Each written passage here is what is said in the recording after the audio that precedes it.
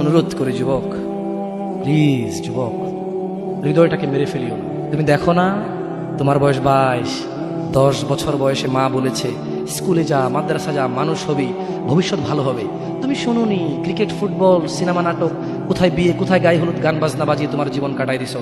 যুবক দেখো, 22 বছর বয়সে তুমি মূর্খ। তোমার পাশের বন্ধু পাইলট স্কুলে পড়ে, হ্যাঁ 10টা টিউশনি পড়ায়, 30,000 টাকাও কামায়। হ্যাঁ, তুমি যাকে বিয়ের প্রস্তাব দিচ্ছ কেউ রাজি নাই, ওর জন্য 5টা ঘর আসে, ওর মা বলছে এখনো ছোট, আরো পড়াশোনা করুক, আর তুমি বিয়ের জন্য হন্য হয়ে খুঁজতেছো। কোনো রিক্সাওয়ালা তোমাকে মেয়ে দিতে রাজি? তুমি দেখো 10 বছর 15 বছর বয়সে যদি মায়ের ওই কথা মেনে নিতা, তাহলে তুমি আজকে উপকৃত থাকতা। আমি জামশেদ মজুমদার 27 বছর বয়সে এসে তোমাকে বলছি তুমি গান বাজনা ছেড়ে দাও। ইনশাআল্লাহ 60 বছর পরে মারা গেলে, 30 বছর পরে মারা গেলে, 70 বছর পরে মারা গেলে ওই উপকৃত হবা। আর তা না হলে এই গান বাজনার সাথে তুমি তোমাকে ধ্বংস করে দিচ্ছ। যেদিন নিঃশ্বাস বন্ধ হয়ে যাবে সেদিন হলেও বুঝবা, বুঝতে তোমাকে হবেই। জমিনের উপরে বোঝো অথবা জমিনের নিচে।